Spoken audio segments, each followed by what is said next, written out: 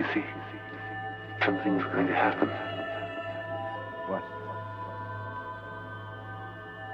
What's going to happen? Something wonderful. What? I understand how you feel. You see, it's all very clear to me now. Welcome to the Occult Rejects. On this episode, you got a bunch of rejects here today. You got myself. You got the Occult Reject Mad Scientist Lisa. We got the spiritual gangster herself, Teresa. And we got our boy Thrash. Thank you all for coming on tonight. I really appreciate it. And our guest, love having this guy back. Always a great chat. It's always like a good talk, in my opinion. And somebody I really do like, I have to say he makes some great content, and he is somebody that I kind of look up to and aspire to, that hopefully I can put out content as well as him. It's pretty damn good, and I highly suggest to go check out his channel in case you haven't already. And we got Carl the Crusher.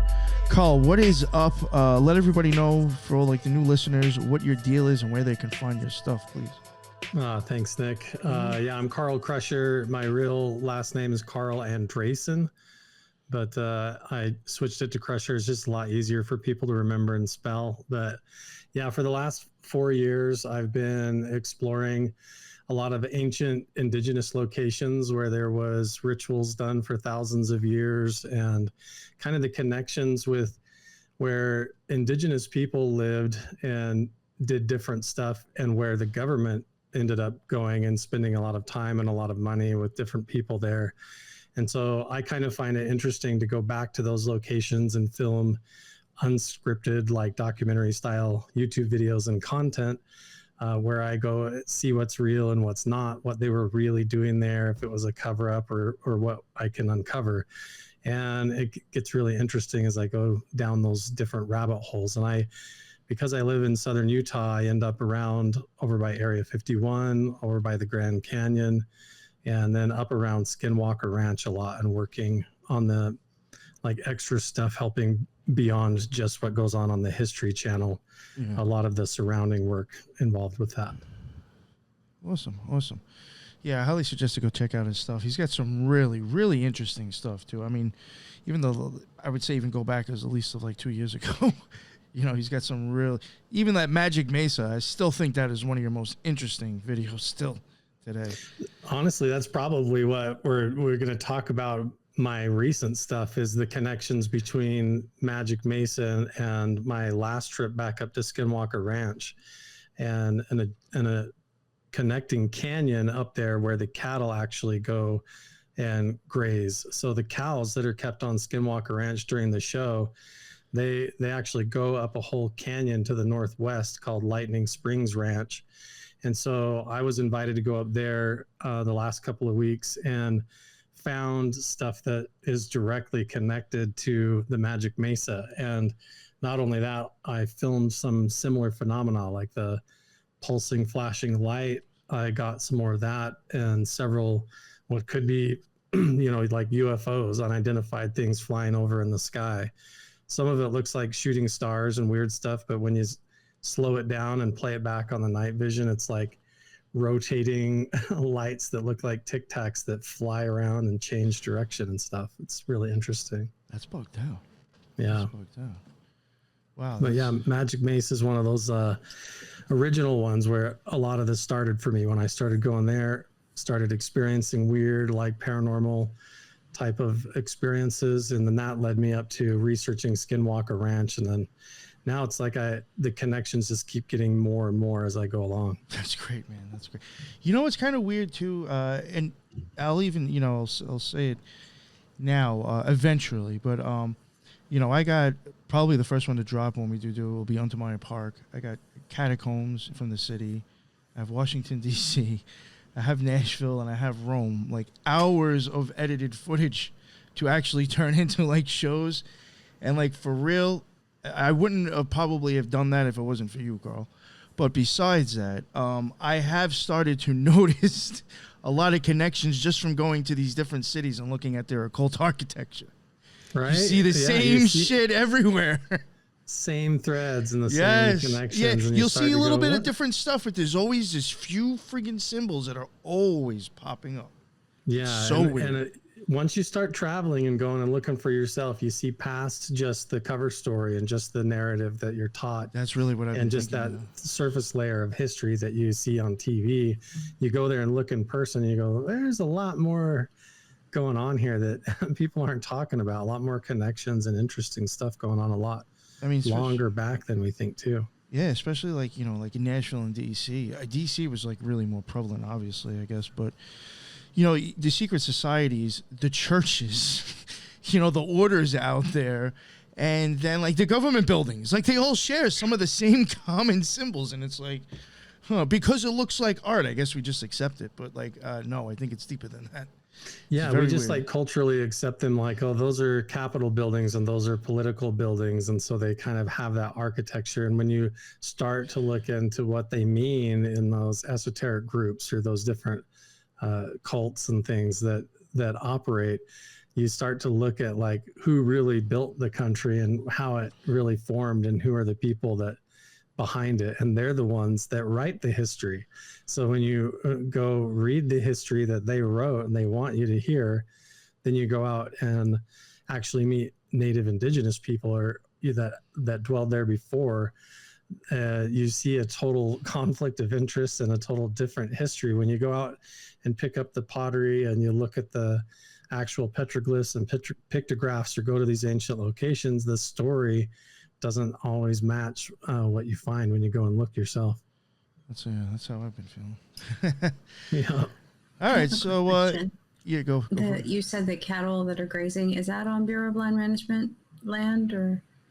It's actually private owned, but it borders the Ute Reservation. So Skinwalker Ranch and this entire canyon are kind of tucked in the Ute Reservation land in there. So you have to be really careful. Like when I drive around there, when I approach the property, I almost get more nervous that I'm going to get pulled over by the reservation cops than I am like the boogeyman, you know? And so when I get down in there, I have to be careful that if I don't pull off the road or pull into someone's driveway, I could easily go to jail or something. So, but yeah, it's a private land that's nestled down in there called Lightning Springs Ranch, and it is directly adjacent. So the cows, they just move them from pasture to pasture so they can stay on grass fed. They are really careful because they don't want the cows. This is another layer of things that people don't give credit to Brandon Fugel as the owner that doesn't ever make it on the TV show. But like the cows that go out onto Skinwalker Ranch, they want to make sure that they're like the best quality that you can get, right? Like they don't want any chemicals. There's no hormones. They're all like basically almost open range out on these big pastures. And so they let the cows go up this huge canyon that's dozens of acres right along the reservation land up there. And back up in there is a lot of stuff that really nobody's gone and even explored or looked at because it's a different owner than Brandon Fugel. So they kind of work together, but a lot of that whole area doesn't even end up on the TV show. It's a little bit more complicated to get permission. Interesting. But it's like perfect for me because I can just get invited and know the owner and make friends, and then I just can get a key to the gate and then off I go. So it's like a lot easier for me without all that red tape. Gotcha. All right, so you want to get into some of the newest stuff? Yeah, that's pretty much what I've been doing this last couple of weeks. That ranch owner invited me up there because, clear back in the beginning in the 80s and 90s, there was like a outburst of cattle mutilations. There was animal mutilations and things that were being turned up, and some of that was happening up there in Vernal, Utah, in that area. And so those cows up that ranch, and the ranch manager, he basically messaged me on Instagram and said, "Hey, I own all the cows and we have weird stuff happen all the time. None of the people that work on the ranch want to be down there after dark, like in the canyon."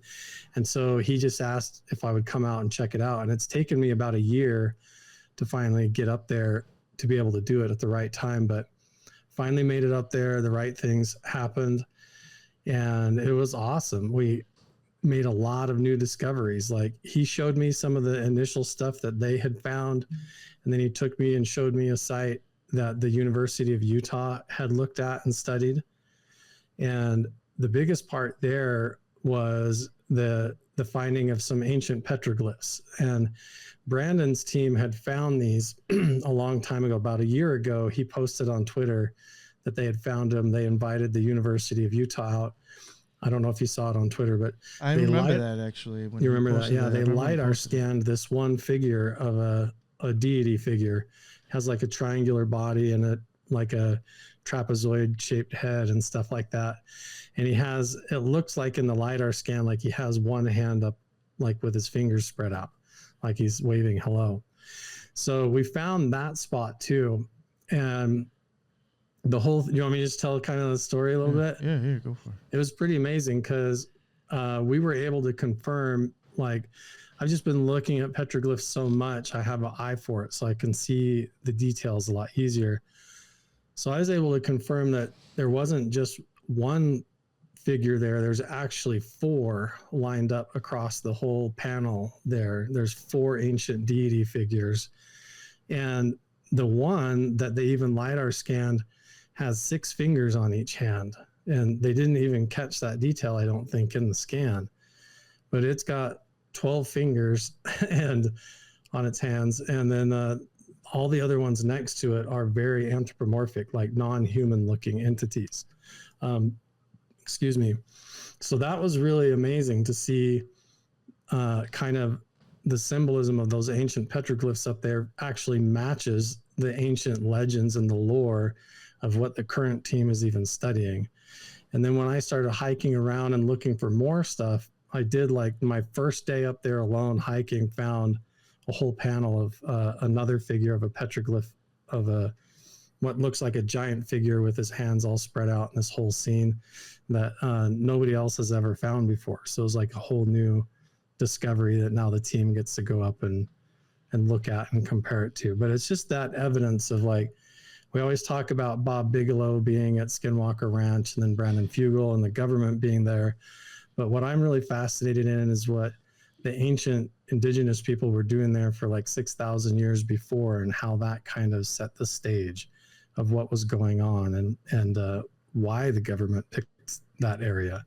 Because when you look at the researchers from the government and Bigelow's team, they were originally going down to South America, to Peru and all that, trying to talk to different shaman down there, like in the Amazon jungle and everything. And then they wind up in these spots in these canyons in Nevada and Utah. To me, that's really interesting. And they're ancient indigenous canyons here in America. You never met Bigelow, right? And I tried. I went to his headquarters one time with Chris Bartell, and he sent Bigelow wouldn't come out and talk to us, but he sent Colm Kelleher out, and he didn't say anything. He like would not spill the beans. We tried to talk to him for like 20 minutes, and he just kind of would shrug his shoulders and say, I can't say too much. And then he would just tell us a little story, and then we kind of just left. But yeah, wow. I really want to go and sit and talk to him, but I think they're worried I have like a hidden camera on me or something, maybe. I don't know. Which is fair. Yeah, no, I was going to say, I mean, I wouldn't possibly think that, honestly. I hate to say that. Right. Because I would even be, or at least a mic. Right. So that petroglyph that had the 6 fingers, is it larger than the other figures, or is it the same size? It's probably the tallest one, but mostly because it has the full body, like the abdomen or torso, the tunic area, but also you can see the legs, the arms, the hands, and the entire head. And then off to the one hand is a giant shield symbol, or like a spiral that's connected up to where his hand should be. But it doesn't look like he's holding a shield. It's almost more like he's coming out of something. And then let me see if I can pull it up. Is that okay if I do that real go quick? for it. Yeah, that'd be great. Let me see. I'd love to be able to see it, actually. I was thinking about trying to find it, but I was like, I could be scrolling for a while. No, every time I see the spiral, it reminds me of the sun dagger in Chaco Canyon. Yeah. Is this the same one that we looked That's at? that same type of spiral is very, very common. Is this the one, Carl, that I think, oh God, this might be going back a long time ago. Might be like the first time you came on. I might have asked if, I might have said something about it, saying that I thought, like, is it possible that some of these things weren't supposed to be humans? Because you did say before that there was ones that don't look like they're human. Yeah, definitely. I think the, especially even all of these ones, I rarely, even all over Utah and Nevada, I rarely do I see petroglyphs that depict regular human life or villagers. It's almost always strange. I think it's actually kind of more of a myth that petroglyphs were just graffiti, or they were just people carving depictions of the village or the river. When you go up there and you see it for yourself, or if you've ever like brought a rock home, or like I found one in my backyard and tried to carve petroglyphs myself, you realize that, I mean, it is very labor intensive. It's very not calorie friendly or efficient at all. And if we're talking about Stone Age people, to stay in a canyon and to put that much effort, it's just fascinating how much they put into it, how much work it was. It's obvious to me that it's not just graffiti that people were carving really quick. It took a lot of work. And especially at the Magic Mesa, we just went there over the summer solstice, and you could totally see that I'll look that up back up in a second. I'm all distracted what I'm saying. But during the summer solstice, the sun comes up and it's like an American Stonehenge that occurs. We actually filmed it in time lapse, that this sophisticated level of alignment that these petroglyphs can actually have. Just like you mentioned in Chaco Canyon, how the spiral and the arrow, there's been teams out there that have done these like solar and astronomical alignments with lasers and everything, and they've put them over maps and found out that there's like an ancient trade route system that used the stars just like you would navigate across the ocean, and somehow the petroglyphs reflected that.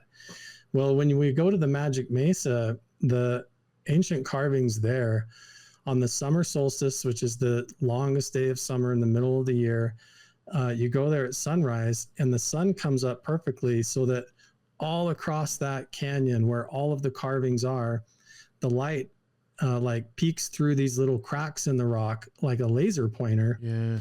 And then as the sun comes up, it tells the whole story of what all the petroglyphs means. You can stand there over the course of like 3 hours as the sun rises and run around and look at all these boulders and see like literally what looks like shadows that look like a hand or like a claw of a bear going across the Bear Clan symbol. You can see, and the fingers of the claw go right on the markings where the stars are drawn and the horns of the shaman. Oh, wow. And like, and I mean, it's sophisticated to where there's even a carving of the shaman standing there with his arm out, and the light appears in his hand like he's holding a staff. And then it goes up to the villager above him, and then it reappears and goes up his body like a pillar of light, and then expands over the whole village. And then it reappears on his left hand as a triangle, like he's shooting energy out of one hand. And it tells this whole elaborate story across the rocks. And so that's what I'm really fascinated in, is like how it was really important to them. It mattered. Like they put, it was significant. It wasn't just like they were bored and decided to doodle. You know, they were telling time. They didn't have cell phones or anything. So their esoteric rituals and all of that combined into these canyons and their way of life. And we can see that in ancient cultures like all over the world. And when I go up and find them right in these canyons around where the government has been and researched and basically tried to open portals, like in the show Stranger Things or something like that, then it gets really interesting, because you start to wonder if there's something real to that ancient magic. Did they affect, you know, quantum entanglement in these canyons with their rituals in a way that let things come and go, you know, from the past or the future, or create a wrinkle in time that we don't understand. And now we've got like Brandon Fugel and the team all trying to figure out what's going on in these spots as the new owners. But it's really fascinating. Carl, is it common to have like the 6 fingers on other petroglyphs that you've seen as well? Some of it. So there are certain canyons and areas where you will see depictions of the 6-fingered beings, and typically they have specific types of necklaces and tunics and even shapes and sizes to them. And when they have the 6 fingers, that's typically indicative of what they call the Site Ka, which is the ancient legends of the giants. Right. Believe it or not, it starts to sound like Lord of the Rings. That's what I was trying to kind of lead to, because I assumed that 6-fingered and 6-toed beings would be the Nephilim, right? Yes. It was, in the Bible, there's even a reference, I think, in like the 2nd book of Samuel. It talks about a huge man with 6 fingers on each hand and 6 toes on each foot, 24 in all, and he was descended from the giants. Yeah, the legends are right here. The mother of the Paiute, I wish I could remember her name, but she's like the elder woman of the Paiute tribe. There's stories about her and interactions with the giants, and she's told stories and legends that were passed down through the Paiute, and about them seeing giants and having to deal with them, where they actually formed bands of hunters, giant slayers, that would go and try to kill them or hunt them down, because they would get hungry and come and cannibalize the villages and things, like kind of scary.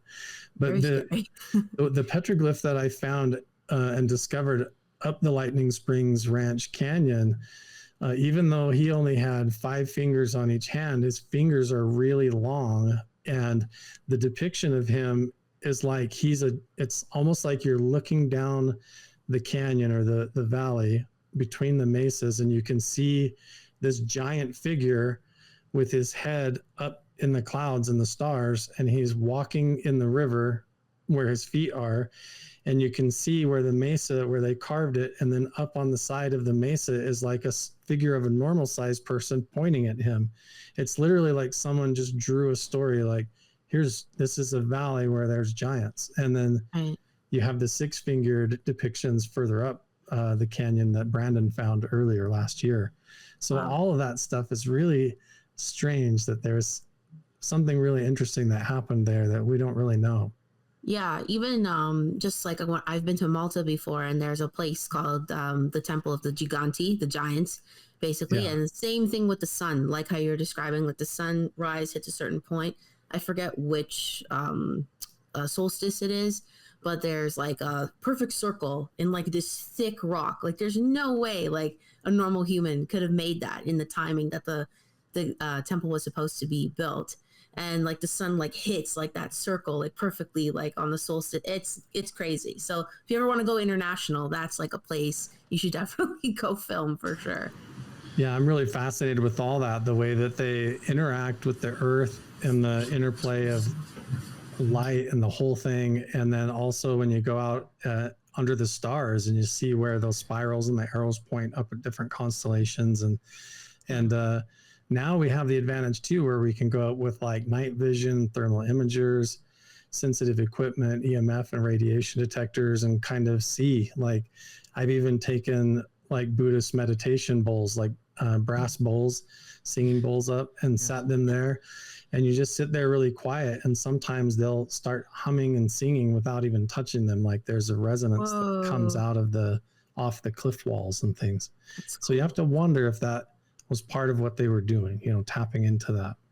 Yeah, for sure. That's very cool. That reminds me of, I don't know if you ever heard of Ernest Hemingway's 6-toed cats in Key West.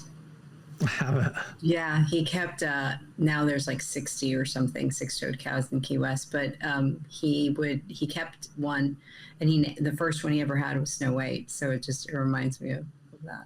That's funny. Oh, wow. Just random fact. Yeah. Yeah. There's another thing too. Sometimes we find these 6-toed footprints around here in Utah and Nevada. And what's interesting is the 6th toe is like off to the side, almost like you would find it like an ear. You almost wonder if it's like a head with hair and there's one ear missing, but it's actually a 6th toe. And you find that same one clear in like ancient parts of Africa, like origin parts of Africa. And so it makes you wonder if there was trade or map makers or travelers that really went around forever around the globe and have always been here and knew each other. One of my favorite stories was like when Chief Joseph of the Nez Perce tribe, when his tribe was actually overrun in a battle and they went and arrested him, he had a medicine bag on his necklace that he wore, which is like their spiritual pouch for their magic power that they wear. And inside that pouch that he wore was a clay cuneiform tablet from Mesopotamia that actually had cuneiform writing on it. And they asked him, where did you get this? Because it was like some 6,000-year-old clay tablet from the Middle East, you know? And he said, my cousins gave it to me. And when he was arrested, he was in Montana, you know, like it was handed down to him, or traders came over from the Middle East, from ancient Indus Valley or something up in Pakistan or something from thousands of years ago. And he had the proof of it around his neck, you know? It's interesting. Well, what's interesting with the Nez Perce, they're known for their horse breeding and they're like a horse tribe, and they've shown a lot of evidence that their horses aren't just Spanish horses, that they're more than likely a mix between Chinese horses and Spanish horses, and it also showed that they've had about close to 1,000 years of horse training, because they were like one of the first tribes to like introduce gilding to horses and selective breeding, and the spots, which is associated with the Appaloosa horse. Mm-hmm. Those spots come from like a Chinese breed, supposedly. So it's just an interesting trade connection. Even the Chinese might have even been involved. Totally. I agree with that. Earlier this summer, I went out with a Chinese linguist named V Duo. She's speaks Chinese and English and can translate it. And she's really fascinated with that. And you mentioned the Appaloosa. That's like the state horse of Idaho. And up in northern Idaho, I think it's called Connors Ferry, they have found an ancient settlement of Ainu people, which came from Japan, like ancient Japan, probably 16,000 years ago. And this is on the banks of a river, right where it would have been like the edge of a glacier back during the Ice Age. There still would have been woolly mammoth running around, you know, and there's settlements of the Ainu people, and they literally lived almost like samurai with bows and arrows and all that kind of stuff, like ancient Japanese people.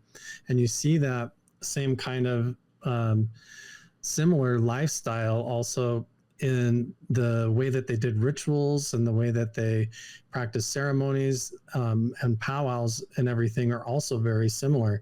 When you go back and look at like the petroglyphs that we find at Magic Mesa and even matching ones up at Skinwalker Ranch, there's always this depiction of what's looks like a bird man, half bird. Mm-hmm. He has 3 toes on his feet, and then he has 5 fingers on one hand and 4 on the other, like he's missing a finger on one hand.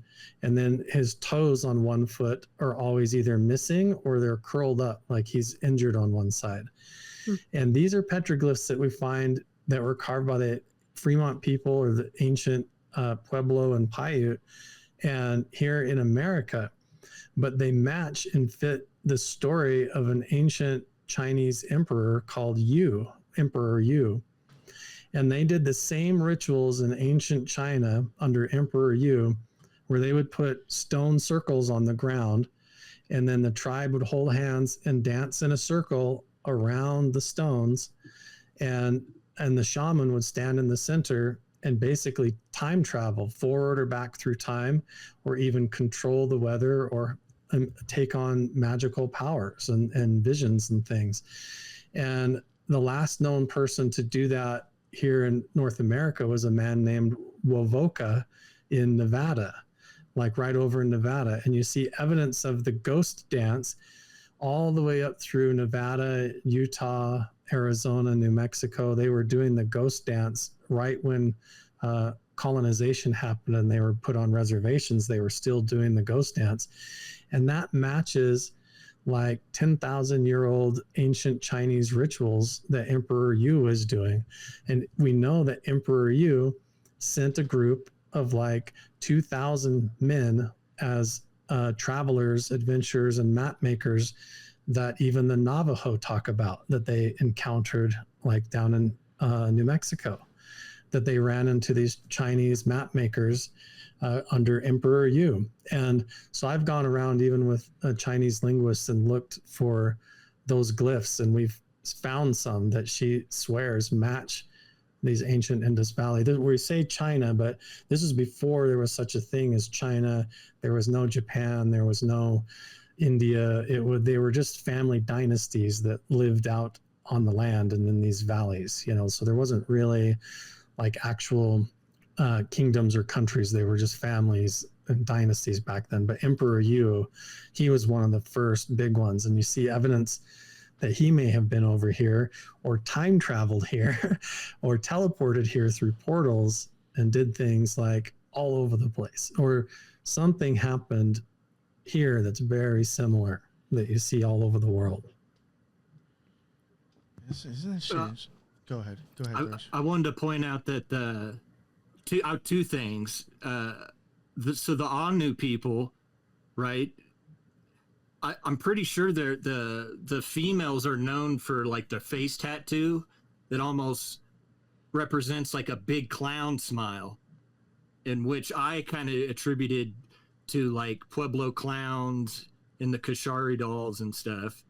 I thought that was an interesting connection. I didn't know that there was actually a spot found in the United States.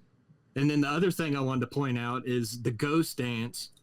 It was interesting how in the late 1800s, after Wovoka started that movement, how it literally spread like something viral on social media before any of that. Yeah, and think about how they put the feathered headdresses on, they dress up like an eagle or a bird man, and then they dance around clockwise. And that was all this geomancy ritual that was in conjunction with the rotation of the Big Dipper around the North Star, the whole cycle of the solar system and the universe and their connection to their gods and everything. And that same similarity of the wearing of the feathers, going around the circles clockwise or counterclockwise, and chanting or singing certain songs on particular days and times was you find clear back in those ancient Chinese dynasties and stuff. That doesn't seem like it would make any sense, but there it is. You know, all the evidence is for it there, all the way down. Even to the DNA, the connections between ancient Asian travel and the DNA of Native Americans all over the place, very heavy. So I find it fascinating that could be real, or when you see that, the government going and digging into these places, like why did they pick these spots that were significant to Wovoka too? And how would Wovoka have known just by doing spiritual rituals what the government was also looking for? And where does that connection happen? What's the foundational truth underneath that they figured out? Carl, if I may add an alternative thought. Yeah. It's a theory and it's a thought. So if you believe in fossil record, right, that's contingent upon that. So if you don't, forget the whole thought. But if you adhere to the fossil record, you do see that the Equus species, which was the ancient horse, it originated in the Americas and it moved westward. And so you saw the actual establishment of the Equus species and then going up towards into North America, over into Canada when the Siberian was connected to Alaska, and then over, and then you see that movement of haploid groups, and then as well as the genetic polymorphisms move from the continent of the Americas into Siberia and then over into the African area, which now you get your zebras and all that other stuff. So when the Spanish brought the horse back that's why they did so well, because this is exactly where they evolved. And that's why they, now you have a problem with overpopulation and all that other stuff, because this is exactly where their origins were. The other the other species that originated in the Americas was the the canine. And so you see that movement as well. And so an alternative thought is that you have the peoples that were here in the Americas following the horse and the canine species out of the Americas, and you see that expansion that way as well. I'm not saying that it didn't come from Siberia over, but I think there is plausible evidence that the peoples that were here in the continents potentially moved over as well. Definitely. Just an alternative thought.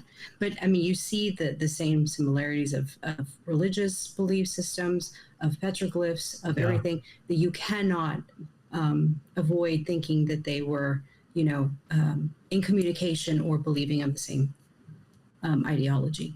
Definitely. They were absolutely migrating and following the animals. And it's really cool too. You can follow the tribal carvings and see where they went, like where they camped in the wintertime, and then where they like to go down in the lower elevations, or go up for the summer in the higher elevations and down for the winter, to get where it was good climate, and following the wildlife, the deer, the buffalo, all of that stuff. They were humans were migrating right alongside of the animals to survive and all of that too.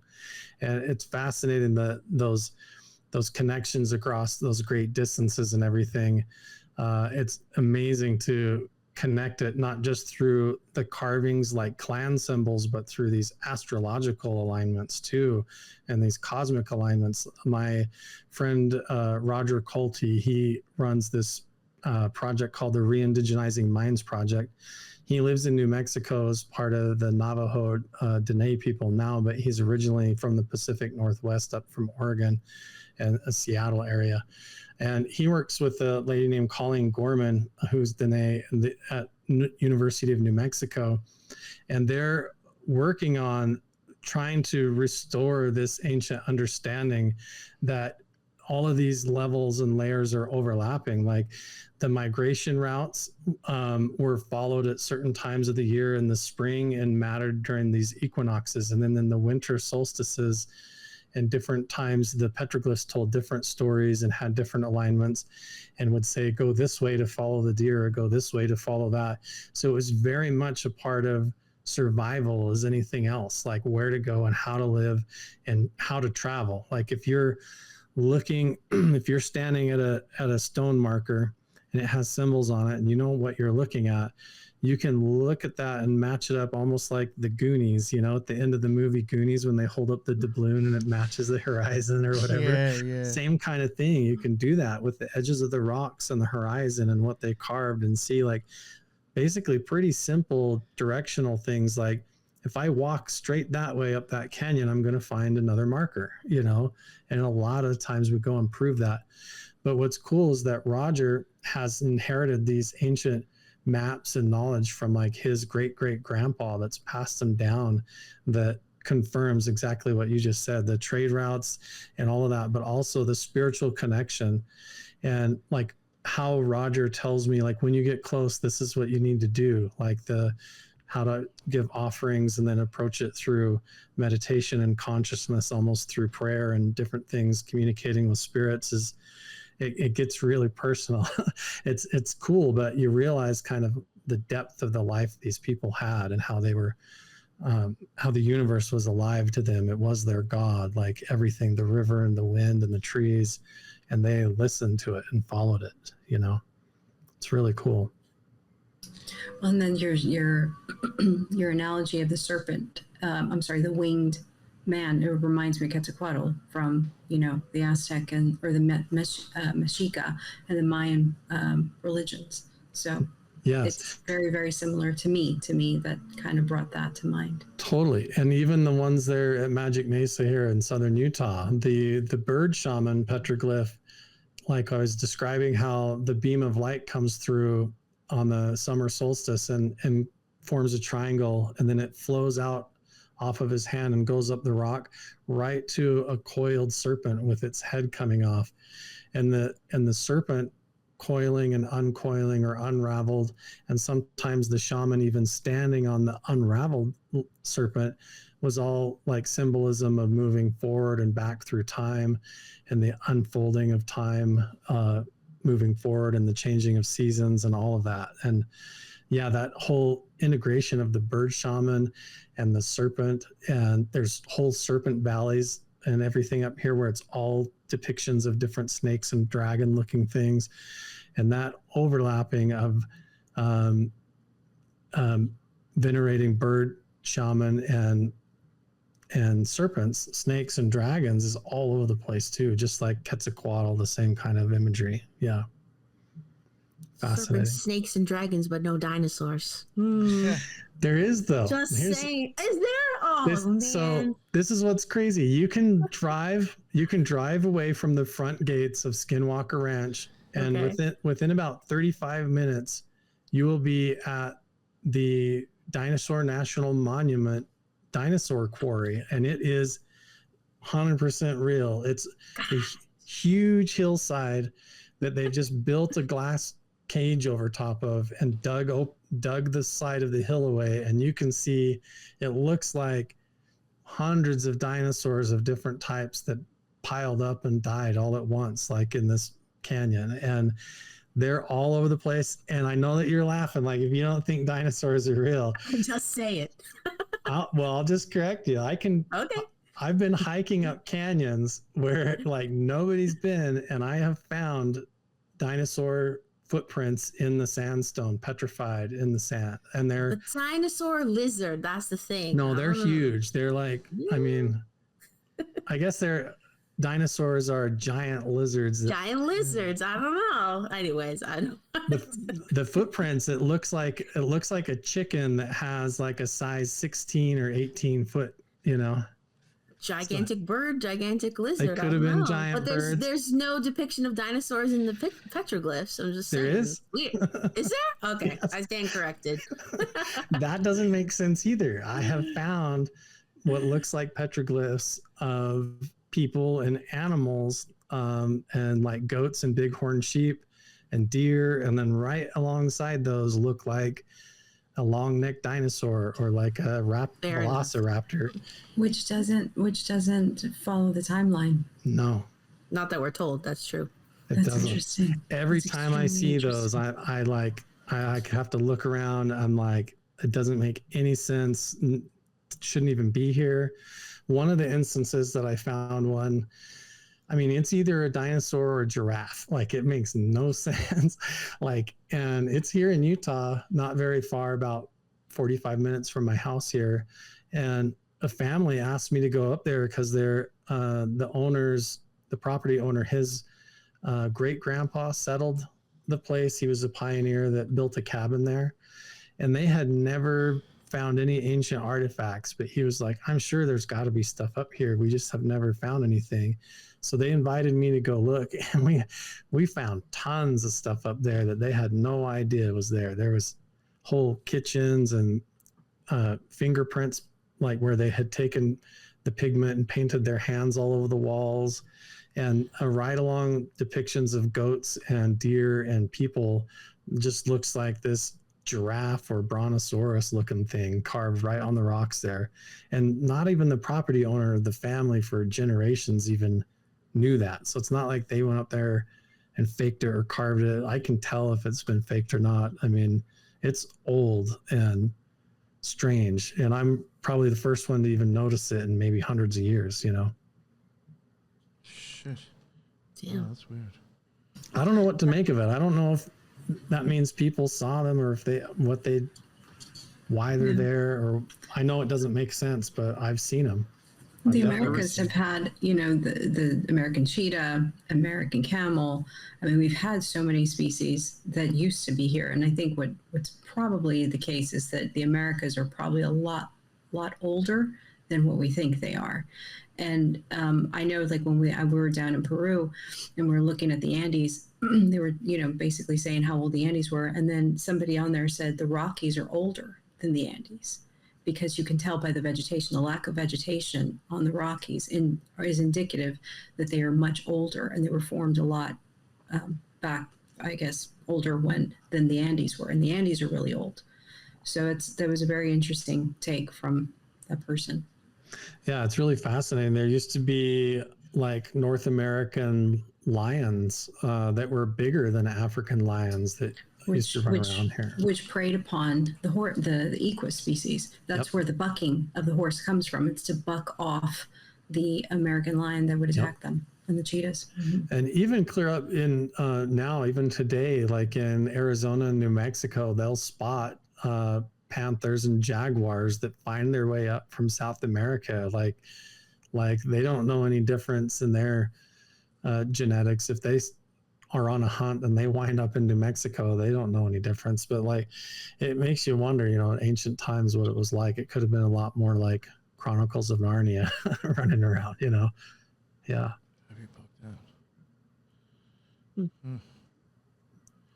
All right. Anything, was there anything else that you wanted to touch on with like the new stuff, or did you want to go into that other topic? It's up to you. Because we're at like 45 minutes in now, so. Yeah, just those connections. I think what's fascinating to me is I try to go to these areas and then not just study the history and connect all the dots and like, okay, well, it could have been ancient map makers from China. It could have been this. They were doing all of that. But then when you have the overlap of like the government showing up and spending millions of dollars trying to find UFOs or find proof of paranormal activity, that's really interesting to me too. And it adds like a fun spice onto it. You know, it's like, because then instead of just going camping or doing historical stuff, there's like that haunted aspect to it that you can delve into. It's a lot more fascinating to go out at night. And when you go up these canyons and you stay after dark, you experience something totally different. You see the stars different in the sky, and when you're looking with a flashlight, it's totally different. And that's part of how I found the whole Petroglyph panel up at Lightning Springs Ranch, was being willing to go look in the dark. You know, it's hard to see in the daytime sometimes.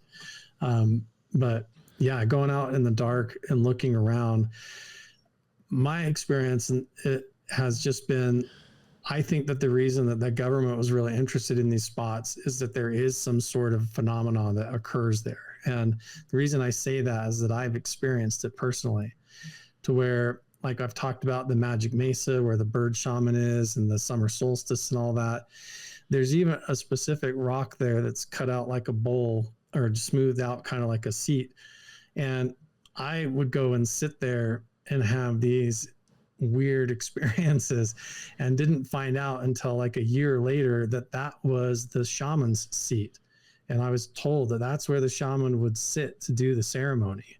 But I was going up there when my father died and sitting there going through grief and loss and then having these visions, like these shaman visions and things that like where I was learning the secrets of the universe and stuff. And it was like a really pivotal thing in my life where I started realizing that maybe there was something real to this, you know, that these weren't just carvings or whatever, but there's something magical to these places. And it's more about what it does to you, like to sit in the seat and to know what it means on the right day and the right time and connect with it with your own mindset and consciousness. It does something to you. I don't know if it's like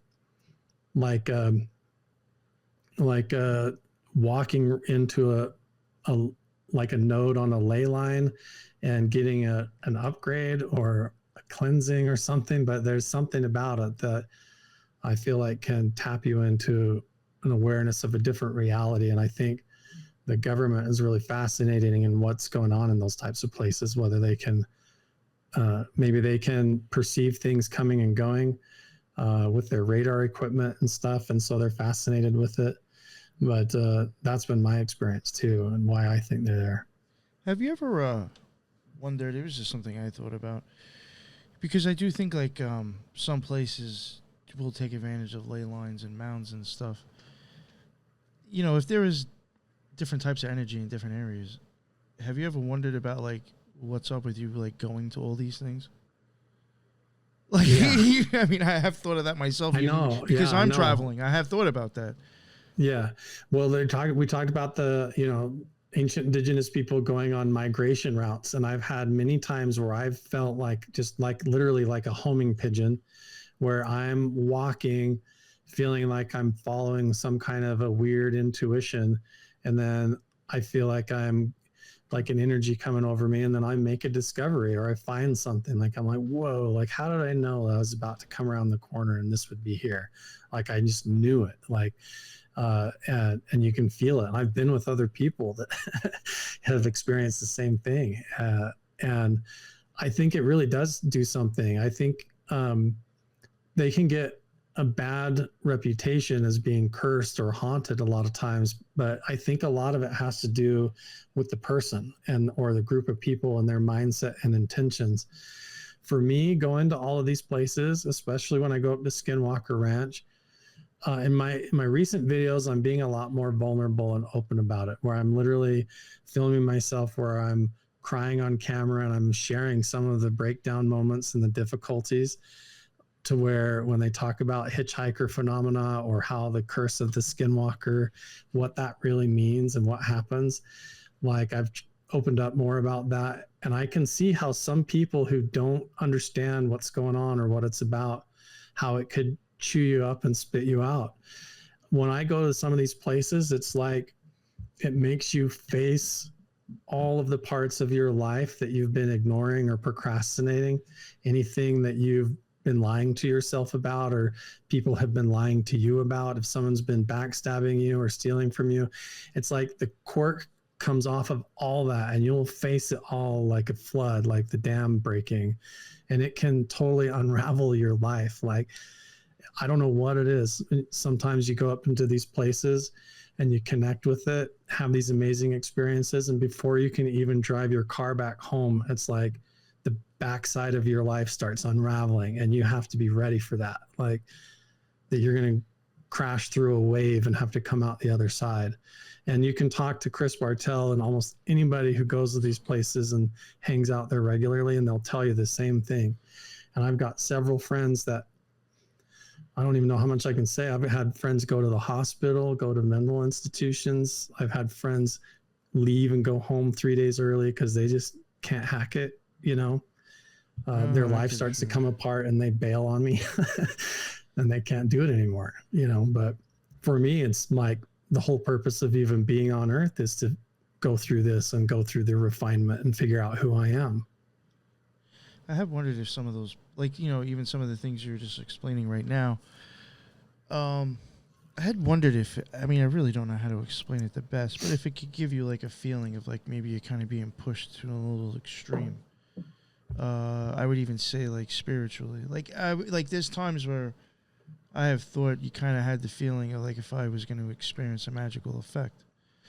And if that was forced on somebody who didn't understand what it was, I could see them ending up in a mental institution. Yeah. Because you're going to be like, what the fuck just happened? And none of this shit makes sense. And I'm probably schizophrenic. I could just imagine all this shit that would go through someone's head.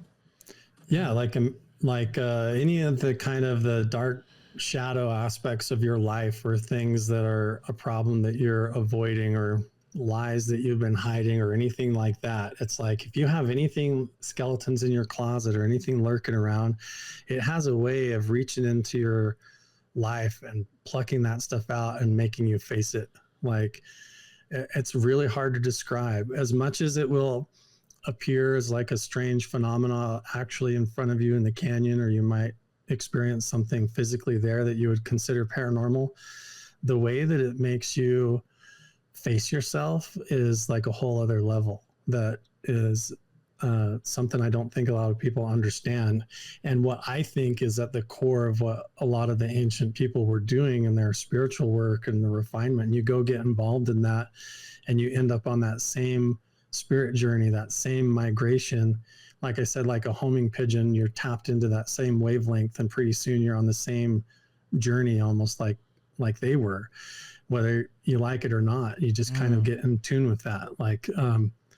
But some people are not cut out for it, or they've got too much going on or too much trauma in their life. And so it's, they can't take it. They would rather just go back to their job, go back to their regular life and pretend like that's not there.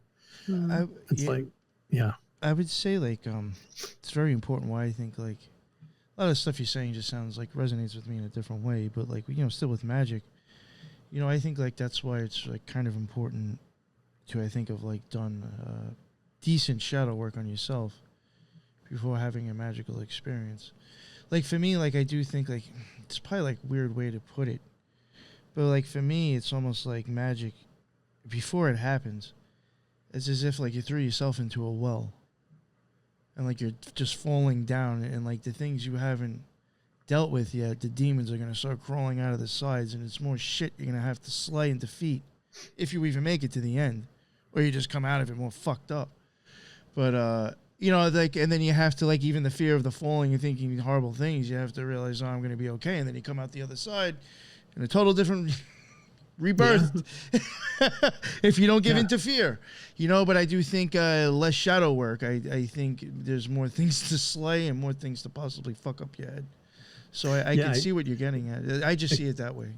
Totally is. It's like you can totally feel like you're drowning if you're not able to center on like, oh, I'm not drowning, I'm evolving gills. I'm learning how to breathe underwater. I'm not going to die.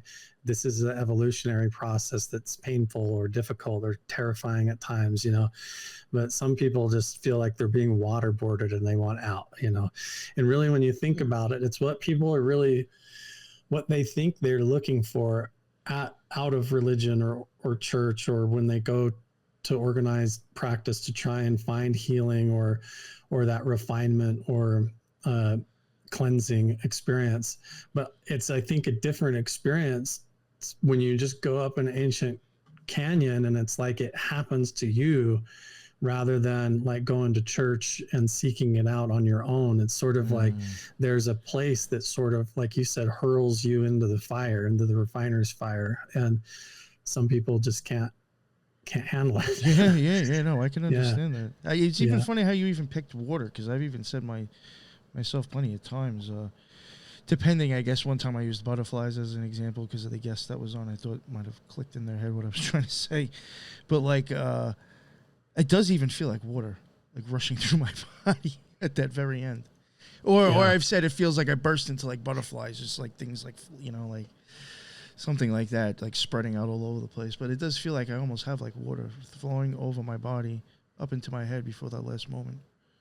That's a very interesting way to say it. I'm sorry. Yeah, I think that spiritual symbolism of like how that makes you feel and that connection, you know, it evokes that. Yeah, when you sit in these places and try and ponder on them, it taps into that for sure.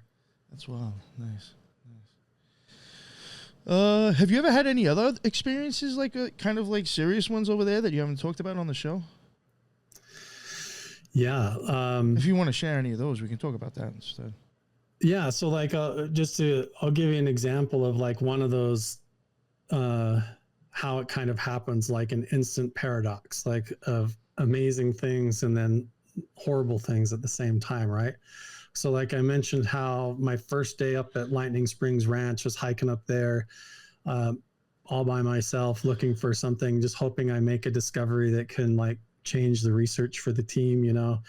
And then right as I go through that whole amazing experience where like, it sounds fake, but I do like a whole meditation. I follow the protocol that my Native American friends have told me. I give like an offering, I get in the right mindset, and then I go up to the bird shaman, the same shaman that's at Magic Mesa.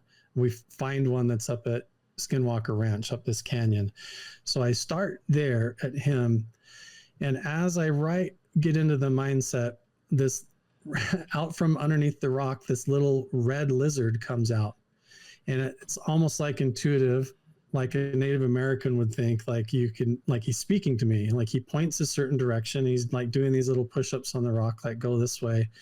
So just like a little kid would innocently, I'm following this lizard, and he disappears under the rocks. I walk for a little bit on daydreaming. And then as soon as I remember, and I get back into the right mindset, seeking with my clarity and my soul on like back on the path, there's the little lizard again, pops up, shows me where to go. And I did this probably 200 yards up this whole cliff face, following this lizard, have this whole amazing experience, feel this overwhelming, like, whoa, like I'm going to, like you were just describing, Nick, like that spiritual butterflies, like energy, electrical feeling. Yeah. And then right then I come around the corner and there's these petroglyphs like no one's ever seen before. I'm like, wow. And I see them, might be the first one ever to see them. I'm there probably 30 seconds and somehow I get a signal on my phone and I get an email from my ex-wife saying she wants to take my kids and move 5 hours away. The same time. It's like right at my happiest moment, like in a year, it's like your legs get cut out from under you. And I'm like, what? And I have to deal with this back home, like this trauma and this difficult parental custody thing through that I'm facing, like the worst possible email I could get to have to go home to deal with right when I'm making this amazing discovery. So it's like two sides of a mirror, you know, like boom, like facing me. And I'm looking at this like a total paradox. And at this very moment, I'm like, I knew it. Like, I knew something like that was going to happen. I knew I was going to get an email or something crazy like that. And like, anyway, so that's like one of those examples like that just unfolds. And then you just have to buckle up and keep going forward. And then that same time, like I hike up around the ridge and for no reason whatsoever over civilian land and Native American reservation land, an Apache helicopter flies a big circle over me and over Skinwalker Ranch. Literally an Apache like flies over the valley and does a big circle over Skinwalker Ranch and then leaves. So I had to film that and like send that. So there's like these crazy layers of like ancient magical stuff, ancient petroglyphs. And then I look up and there's government Apache helicopter flying over me. Like, why? Like, Of course, Apache too. Yeah, like he definitely know I'm there. They have like all the optics to see everything. And he flew a whole circle around Skinwalker and then left, like flew to the south. Well, haven't they even shown on the show? I mean, I'm assuming, you know, whatever, if it's legit. I mean, haven't they even shown like times where they're like fucking government helicopters? They just over their property? That's happened to me several times. It happened to me once here in southern Utah. I was at an ancient petroglyph site completely by myself in the middle of nowhere, and two BlackRock helicopters. It's like they came out of a hole in the desert in the middle of nowhere, came out and flew a circle over me and left. I have no idea why. I like hid in the rocks like a terrorist or something, like trying to hide. I was like, oh my God, like Taliban or something. But I was like hiding out. But then, yeah, up at Skinwalker was an Apache. And then when we were filming the TV show in Nevada, we were flying our ground penetrating radar drone. And right when we had our ground penetrating radar going, this other unidentified helicopter came and had this big thing hanging underneath it on a cable. And it flew right over top of us too, with some big thing hanging off the bottom. So it's happened a few times. It's booked out. Yeah, like here in Colorado, you'll see like those same helicopters like in the San Luis Valley and stuff.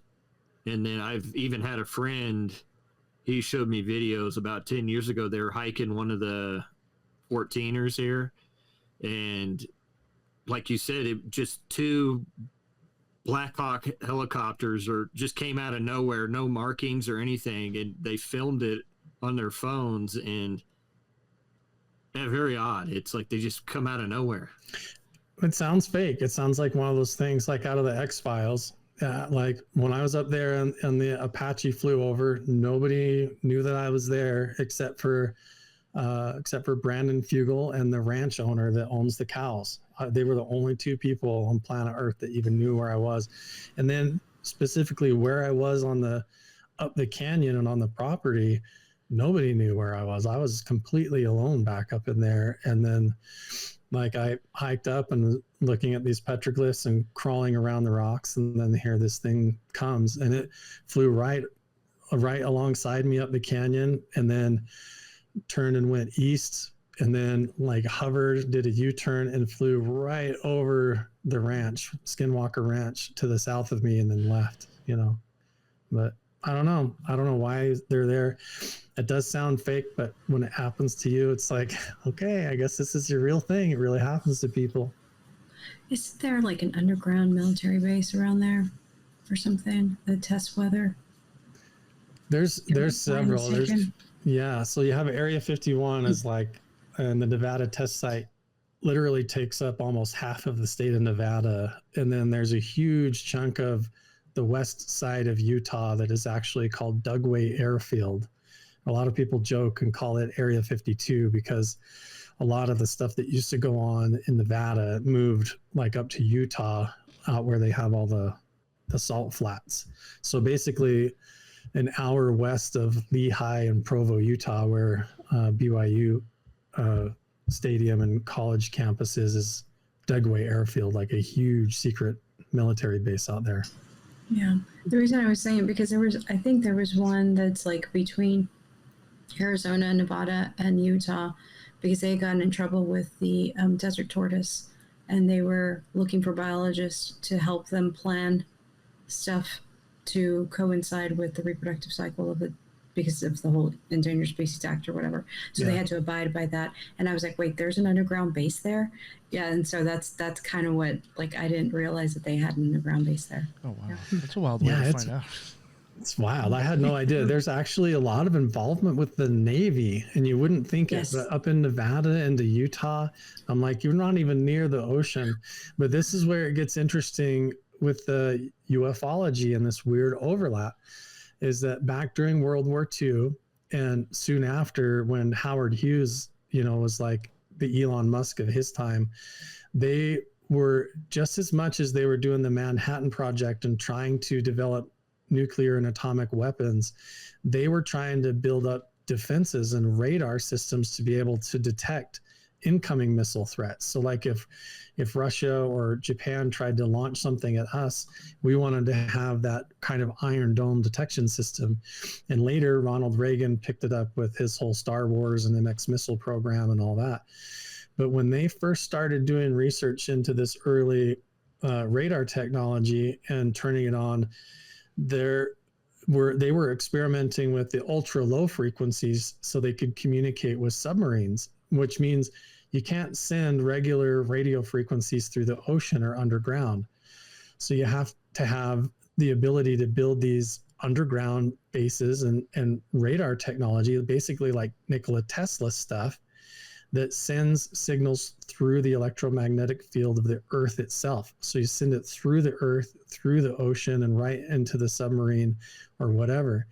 So you have to imagine when they first started turning this technology on, and they maybe didn't catch Russian incoming nuclear missiles, but they might have realized there was a lot more underground or a lot more stuff moving around or flying in the sky, or what we would consider interdimensional or invisible, that we didn't even know was there. And they used to call them fast walkers, and then they got nicknamed into UFOs and flying saucers and all of that. But it's been going on ever since the radar technology. But when Nevada, Utah, Arizona, they have underground bases and different stuff, and a lot of them are actually with the Navy because of that. They have communication bases that go clear out and communicate with Russians out in the Caribbean and out in the Bermuda Triangle from Nevada. It's kind of fascinating. Yeah, that ultra low frequency, wasn't that something that was developed out of Dulce base? Dulce underground base out of New Mexico. They have huge systems like that, and that was another thing. Russia developed the whole system that they called the woodpecker, and it was an above ground one. It was like a huge antenna system, and they were using that to send signals through the Earth. And a lot of people, that's when the rumors of Havana syndrome started, and people getting brain damage when they'd get targeted with these ultra low frequency things.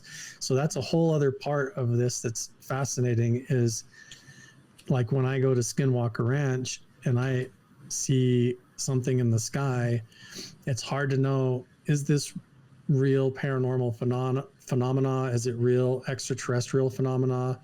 Or am I standing in the field of a test zone for some kind of radar equipment or hologram technology or some sort of equipment that's meant to project images into the brain or the mind that they're developing somewhere? And these are all really difficult conversations that I've even had with Brandon Fugel and some of the people at Skinwalker. And some of these conversations are why people kick me out and don't like me to work at some spots, and certain team members don't like to talk to me and others do. Because when you look at what the government's involved in and the mind control stuff and manipulation, that gets really messy really quick. Yeah, I can imagine, man. I can imagine. You mentioned the woodpecker thing. I've brought that up on the show a few times, and the thing I thought was really weird with that, if I remember correctly, didn't they even name it the woodpecker thing because, as far as I know, what I read, weren't they like shooting something up into the sky and it was bouncing back? Yeah. I was always like, how does that work? So we have this radiation belt, the Van Allen belt, that goes around our Earth, and it's supposed to be this super thick radiation belt that goes around our planet that will kill anything that tries to go through it. A lot of people have a misunderstanding that that's like a complete bubble, but it's more like a radiation cloud that flows around us differently. But they can use different antennas or systems and either project the signal through negative frequencies where they go ultra low and it will go through the Earth itself, through the electromagnetic field of the Earth, or they can point it up at the sky and actually bounce it off the curvature, around the curvature of the Earth, off that Van Allen belt like a ricochet. And so back in the 70s and 80s, a lot of scientists who ended up in the psychic spy program for the government, and also at Skinwalker Ranch and several of these places, the scientists that were concerned about that woodpecker technology were the same scientists, half of them that ended up at these places that I've been in Nevada and at Skinwalker Ranch, like a guy named Andrea Puharich and Hal Puthoff and some of those guys. They were some of the leading scientists that were concerned about that woodpecker technology. The reason they call it the woodpecker was because, like, what you could hear it when you first caught it on the radio signals was like a ticking sound, like a chink, chink, chink, like a woodpecker. Yeah. But when you peeled into it, there was actual propaganda and paranoia and like schizophrenic type voices embedded subliminally into the signal that they were pumping into people, not to mention the microwave damage that it was doing to people's brains and bodies when they were targeted with it. Do you know when this was developed? What year it was developed? The woodpecker, I think, was a problem in the early 80s, like 1983 or something. Andrea Puharich, he was a Jewish or an Israeli scientist and physicist that came over, and he started a lot of the Monroe Institute's Gateway program with Bob Monroe, and also helped start the Stanford Research Institute's remote viewing program.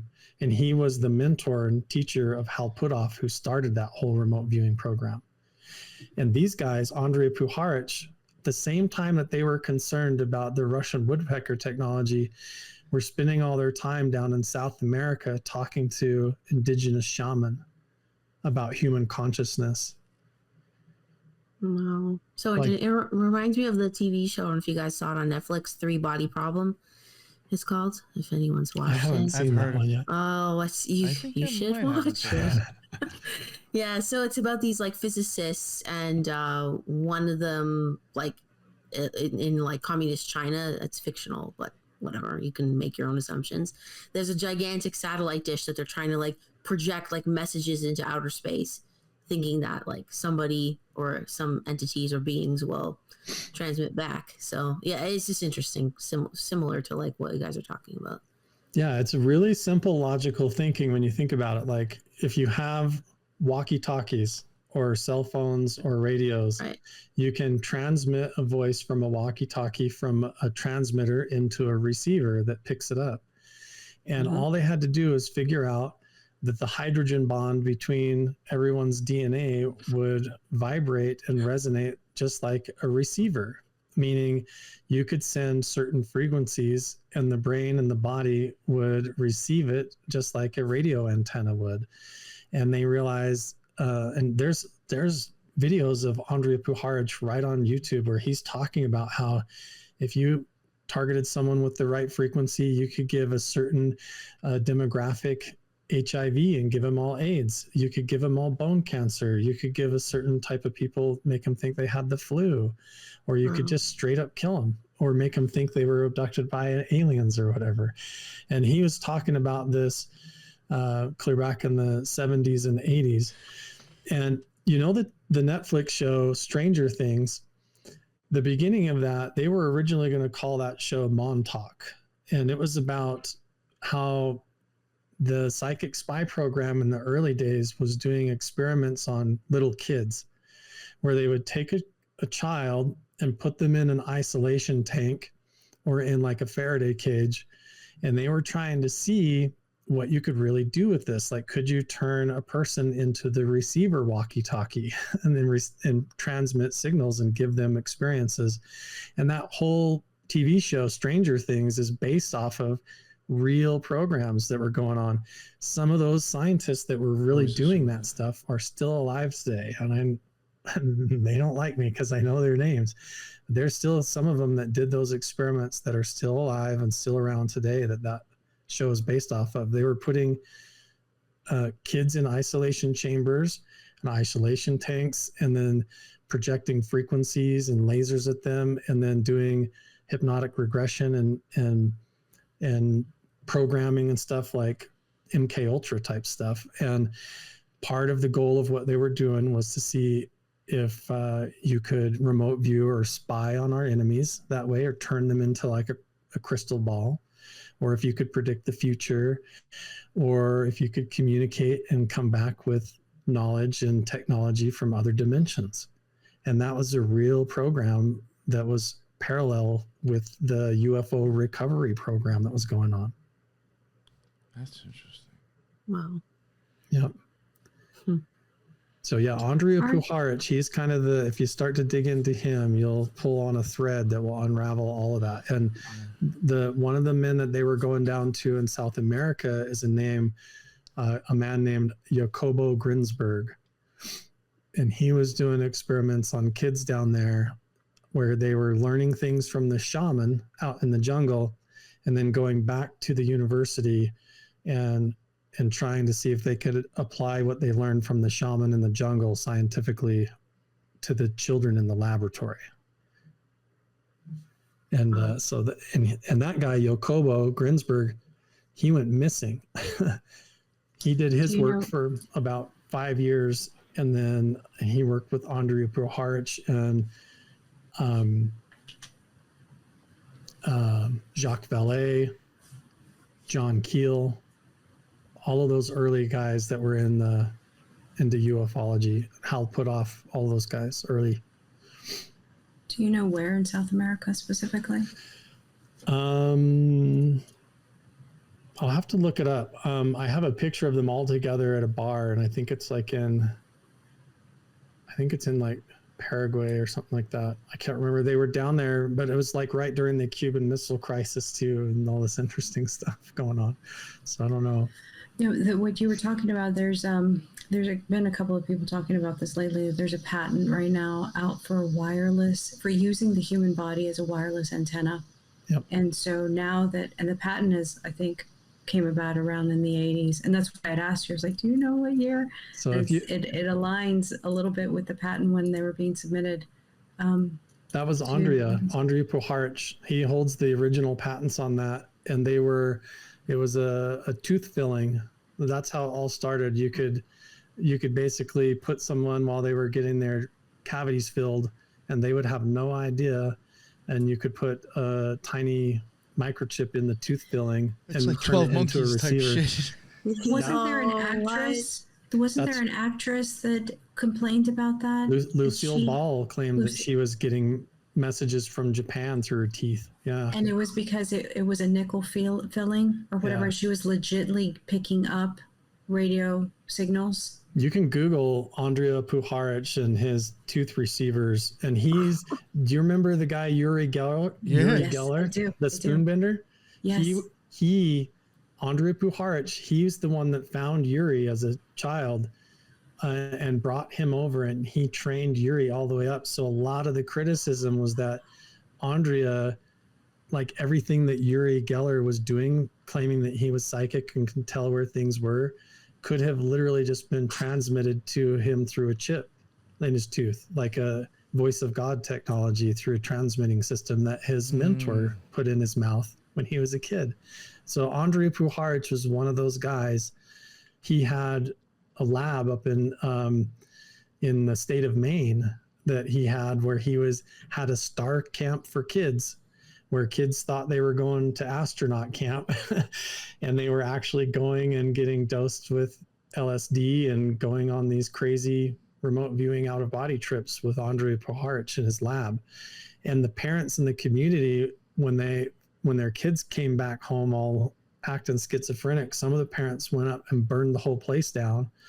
And Andrea Puharich thought that it was the CIA that had come and done it, and he writes about it in his books. But it was the parents of the kids that sent their kids to his little summer camp. But it's all messy. So there's this side of ufology and remote viewing that is benevolent, that I think that we can learn from and that we can gain from. But at the same time, we have to realize that there was a lot of dirty, underhanded, left-handed stuff that was going on with all that in a Cold War race against Russia. And our country got their hands very dirty in the same process, doing experiments with kids and everything, trying to figure that out. I think that's just going to happen regardless, unfortunately, just due to humanity. There's always going to be some shady person somewhere taking advantage of a situation, trying to look like there's somebody else. I mean, it's just unfortunate. Yeah, they were like, the Russians were doing experiments where they were using rabbits. We hope they were using rabbits, but they were like trying to take the baby rabbit away from the mother and take the baby clear down on a submarine in the ocean and see if they could get a response out of the mom when they did stuff to the baby. And they figured out that there was non-physical quantum entanglements or psychic connections between the mother and the child. And all of a sudden they realized that they could do harm at a distance without even touching someone, or they could influence people at a distance. If humans were the same as a rabbit, then anything's possible that way. How could we amplify that with technology? And then pretty soon you've got things like the woodpecker array, phased array technology and radar systems and all this non-physical warfare going on that is going hand in hand with them talking about making discoveries like UFOs and extraterrestrials and all that too. I wanted to say before and I totally forgot. You were talking about I guess making people paranoid or think crazy things or hear stuff. When I was covering the Gateway Project, I know I've mentioned this a few times. I had went on whatever and I grabbed stuff. I actually got it from it was from the FBI or whatever. It was some official shit, whatever. And the NSA, there was paperwork in there from, the NSA. And this was back from it was in the 80s or late 70s or something like that. And they were saying then, and I thought it was interesting, why is this even in stuff with the Gateway Project? Yeah. But it was saying that in an urban or city area, they had these things that one unit should be able to affect. I guess, it's probably averaging, if you're in a dense area, a 6,000 person radius to where you should be able to send them signals and they'll actually fucking think shit, or you can manipulate them. I was like, yo, if that's then, what are they at now? Yeah. Imagine what if Skinwalker Ranch, all the, the legends and the folklore and everything about it, what if it is just a buried piece of technology that affects consciousness, or is a human experiment on the community that's buried under there, was that Howard Hughes put up there, and then Bigelow went to follow up on later and won't talk about. And now Brandon owns the land and is dealing with it, or whatever, or part of, I don't know. But it's like, that's all. Yeah. One of those things you have to think about. And I tell people that too. If we go up to Area 51, if we all got on a bus and drove up there to the gates, I would tell all of you, like, you have to understand the technology that these guys have. Whatever we see, you have no idea if it's real or not. You have no idea. Like, you have to believe that out there is a defense system or a satellite or buried underground that can literally make me think there's a fence there or a wall, or I can't go anymore, make me feel sick or whatever. And you're not going to know if that was real or technology pointed at you, if that was, and so the only way to deal with it is to be honest about it. Like, if I have an experience and I swear I saw something, I hope that I also caught it on camera or I can validate it, because ultimately now it's so mixed up, you don't really know. It's hard to tell what's real or what's not. Where it gets fascinating for me, and this is why I always go back to the ancient indigenous locations and stuff, because to me that's like a palate cleanser for all that. To me, when I go up an ancient canyon away from Area 51 and away from the technology, and I have my own experience, and I kind of quantum entangle with that, and it feels more connected to my personal spiritual journey, then suddenly I turn around and I go, now I get what these guys over here were trying to weaponize. Now I get why they were grabbing kids or people that they thought were clairvoyant and trying to turn them into weapons, because they realized there was something to this that was real. You could use a human being to spy on Russia just like you would put a satellite into space. And why don't we do that? And if their accuracy at remote viewing is normally 50%, but when we sit them in this particular location, suddenly they're 80% accurate because of the Earth is magical here for some reason. And I really think that's a lot of what was going on and what explains what they were doing. And when we look back into the timeline of like Bigelow, Howard Hughes, and what the government was doing, I guarantee you it's always going to look messy. And that's why they're not going to tell you what they did and what they found. It's because half of what they were doing, how they found it and how they got to those conclusions, people are not going to like it. People are going to hold them accountable for that. I wanted to ask you about that, but I mean, I guess you kind of just said it right there, but I really didn't want to put you on the spot.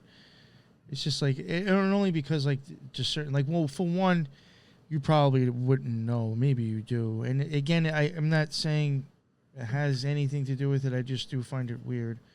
Everybody who's owned that piece of property, except for Bigelow, because I haven't been able to figure it out, it has been at least a Mormon at some point in their life.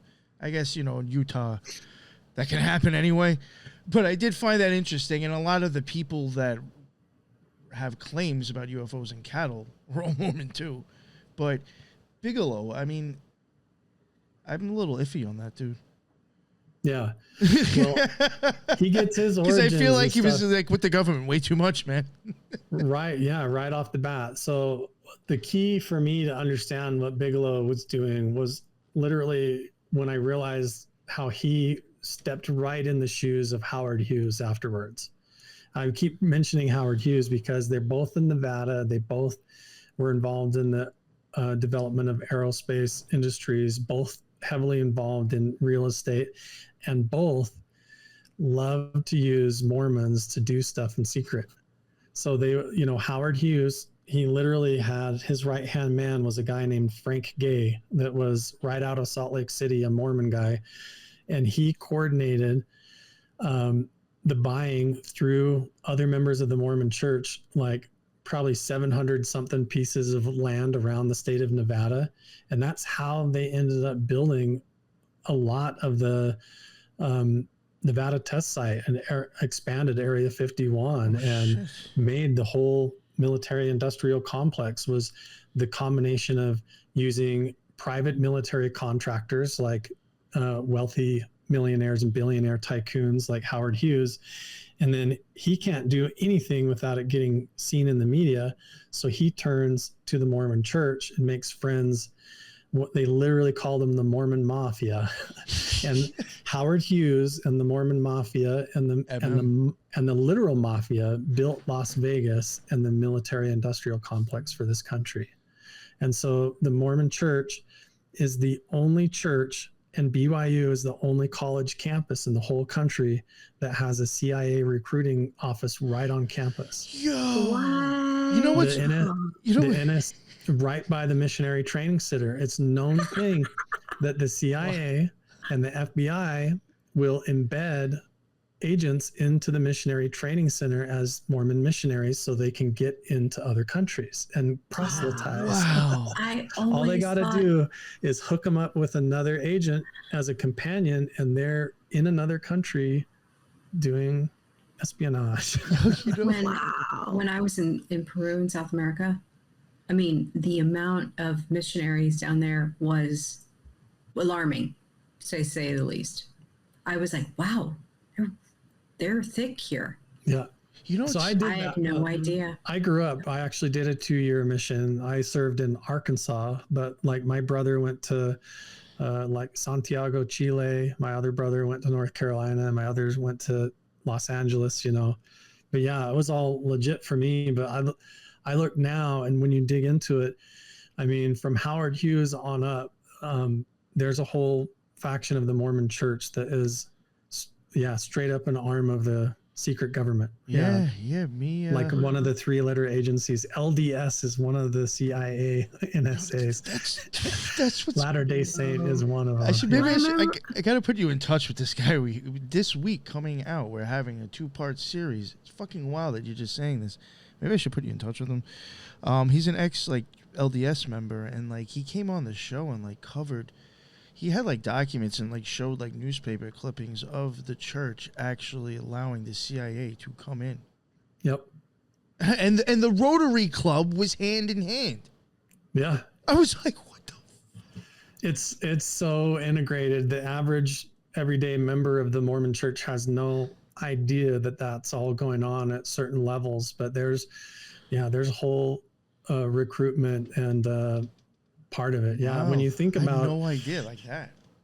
Yeah. And when you really look at how big the church is, the only way that that's possible if there's major aspects of the government or the military or those agencies that fosters that and wants that and allows that. Yeah. Well, I remember when we did the Mormon episode like so long ago, me and Nick did a 2-part thing on the Mormon Church. And there's like basically like money laundering going on, like with all the tithing. Like that's how they get so much funding into BYU, tax free. Even from Canada, the Canadian Mormon Church like donates straight to BYU. And the typical Mormon church member has no idea that that's where their tithing money is going. It's crazy. They really are like the American Vatican. Like they even have a Provo Canyon, a giant granite vault where they hide all the ancient artifacts, just like the Vatican over in Rome does. It's crazy. When you think about the Mormon pioneers under Brigham Young moving west, and expanding the United States, they were the forefront of the Mexican-American War in putting all the Native Americans on reservations, and the first people to go in these lands, the first militiamen to go up these canyons, the first one to find the caves, the bones, and the artifacts, and all that stuff went up in a giant vault up Provo Canyon in Utah. And then of all the places, Nevada and Utah in this area is right where they put all the underground secret military installations and the kids that were used in the Stranger Things experiments that were brought up to the camps in Nevada that I've been to where they were doing that kind of stuff under Howard Hughes.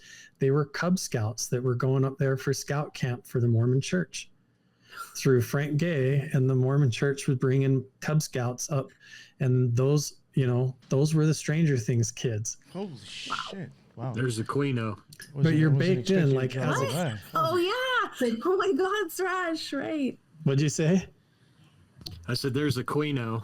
He was like the head of the Boy Scouts and all that, basically. Oh shit, that's right. And he's into mind. Right? Oh, when people connect these dots, you realize how deep this goes. Oh my God. I was straight up, when I was a Cub Scout Mormon kid, I was straight up human trafficked to go do child labor in a genetic laboratory in Idaho as a kid. I shoveled the manure out of stalls where they had all these goats, and it was a government facility where they were crossbreeding the genes between goats and spiders. It sounds complete science fiction. They were taking the spider silk and the goat milk and the goat wool and making advanced Kevlar, body armor, and protein synthetics. And I was a kid. My mom dropped me off at my church, and then I got on a white van and drove like 3 hours to the middle of the desert and shoveled poop at this facility. Yeah, I remember me and my grandpa reading articles on those goats, and they produce the Spider silk. The spiders produce. Yeah, the spider silk. Yeah, crazy. Oh my God. It sounds made up, but I was there as a kid, like trafficked out there by the church as a Cub Scout to do that. So it's, to me, it's all totally plausible. Like the Stranger Things Montauk, the facilities is not that far from Plum Island on Long Island. So they were up, what I believe were the same scientists that came over during that famous operation. Same ones. It's the same people and their kids and their grandkids, and they're still going. And they're the ones that started all these programs for us. They make it sound like there was a few hundred. There was like over 3,000 people brought over, plus all their families, you know, and they're still here. And so when you go to these government buildings and facilities and you run into that weird occult symbolism and you run into these secret programs and the ugly stuff going on, you see who's doing it all for us is the same people that was doing it for Germany. The comparison you were talking about with the rabbit mom and baby, I do believe that is what the experimentation was done with the twins in Nazi Germany. That's what they were trying to look for, the actual mechanism for quantum entanglement. And then to your point of the Nazis that came over, it wasn't just rocket science. They were bringing lots of scientists that were keen on weaponization of biologics, chemicals, whatever. Yeah, everything. It was like a technology hunt where they were running and snagging all of that abandoned technology as part of the spoils of war, and also the scientists, the doctors, and the people, you know, they went and snatched all of those and made them work for us. Yeah, definitely.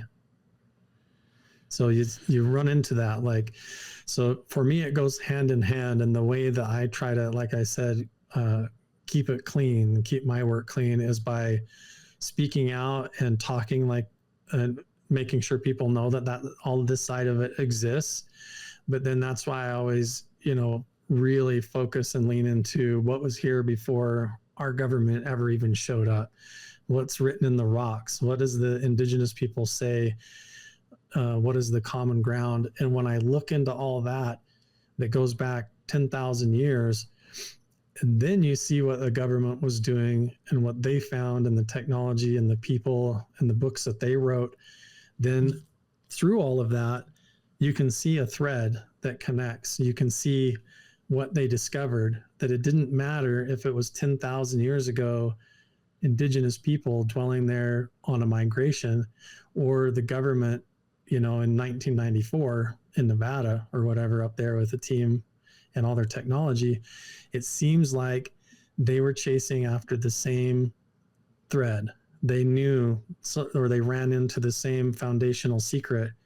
And that's kind of where the magic is for me, because I think that's where the you know, what they were doing on Montauk or Stranger Things, why were they willing to hurt kids to figure this out, and what was going on? And is there a pure or clean, holistic way to approach this that's good for humanity, that explains all this stuff? And that's kind of what I'm trying to do, is walk that tightrope to these spooky government facilities, like go right up to the front gates of Area 51 and then literally go on the nearest dirt road I can and go find ancient petroglyphs and see what they say. Like, why would the government pick here? Why? Like, what's here that's been here for 10,000 years? And to me, that's where that's where it's at for me. That's where I really get going and get excited about it, because then I go up there and it doesn't matter what the government's doing or if anybody even knows where I'm at. You personally have experiences, or you see things or encounter things, and then you start to understand like what they're chasing with all that money and infrastructure, you know, what they're weaponizing out of and what they're doing. And really that whole side of reality, I think they've kept secret since Tesla and since a long time ago. They would rather us, you know, just go to the store and go to the doctor and fix our problems.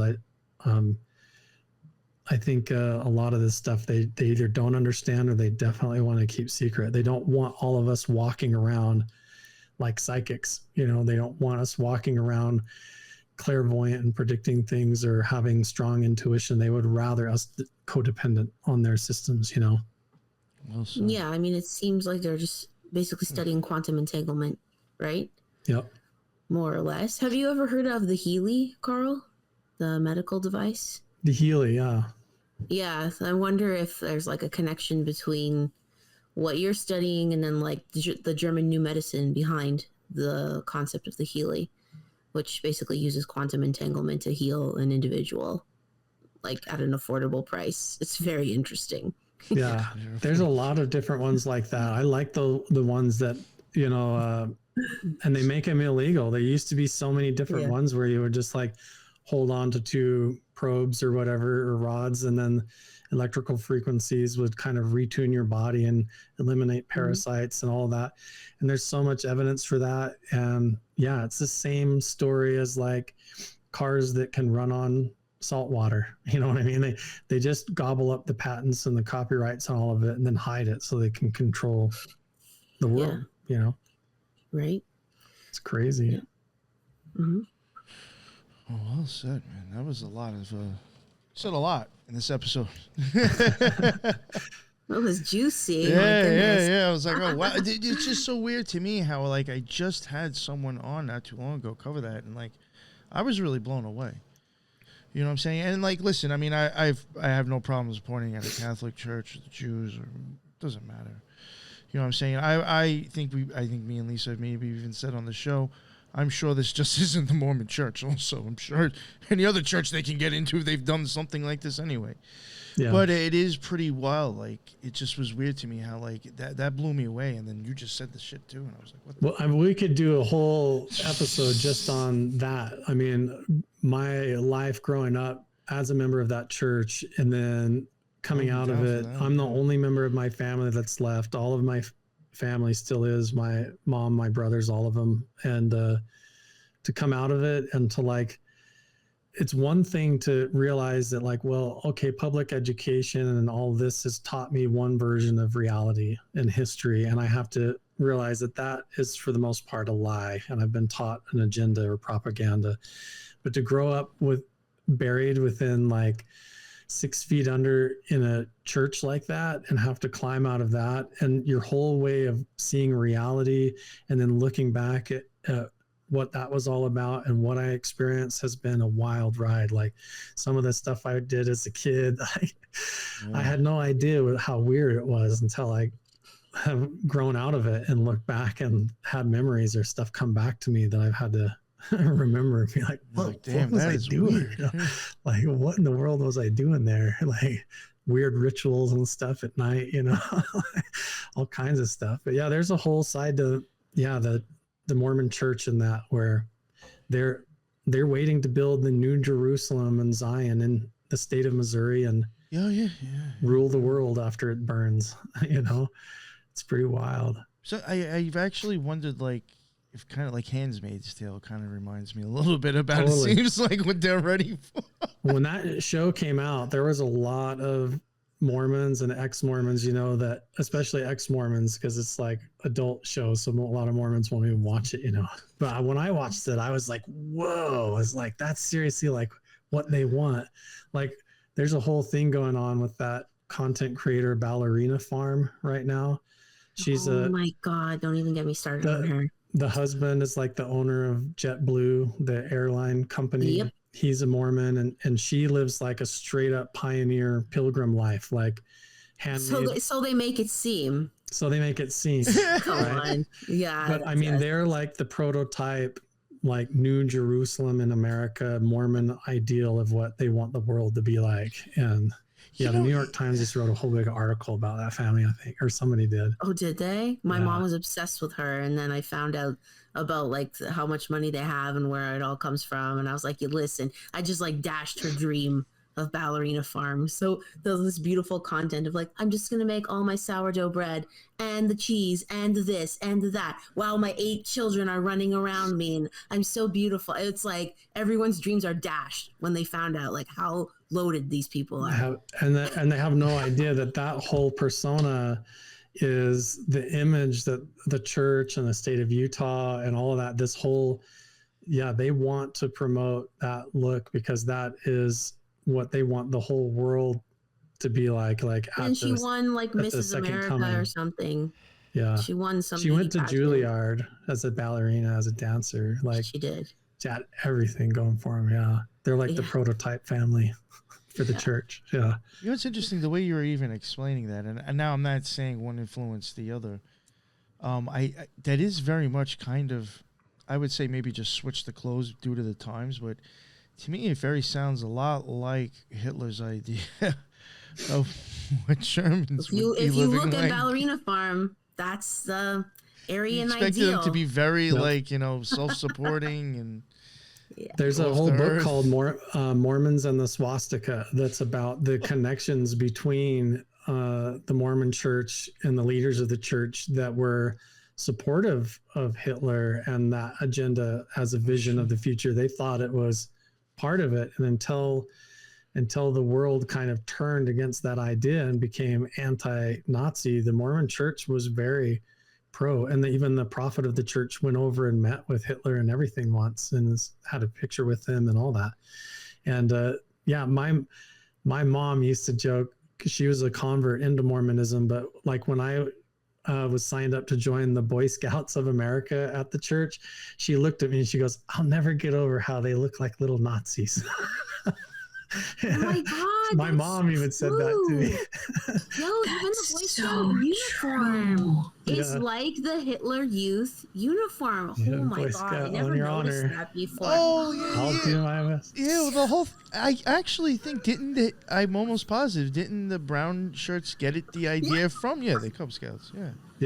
Yeah. Well, no, I think the brown shirts would have been first. No. No, they got it. They First got time. it from Oh, I okay. think the Boy Scouts or something like that. I could be wrong, but God, one of the them mini shared it from the brown other. I know that. shirts, I know that. guys. Come Yeah. on. But it really is. It has to do with when after the apocalypse happens, the prophecy is that like the Messiah will return, but instead he's not going to come back to Israel like in the Middle East. He's going to come to America, and he's going to rule over the world through the Mormon church.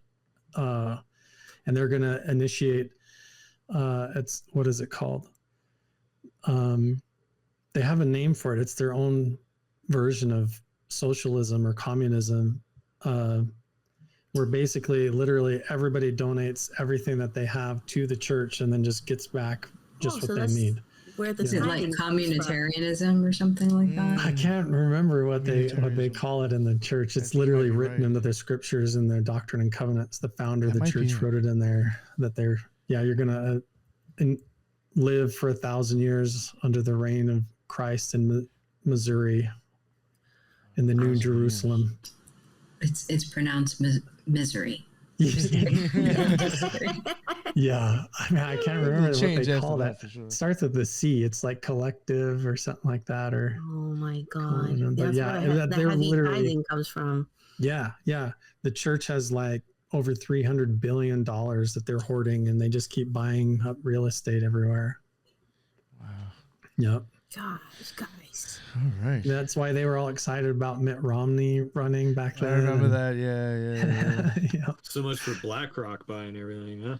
So, okay. Little do there's we know another that like, BlackRock's a Mormon. So do you know how do you want to know the direct connection?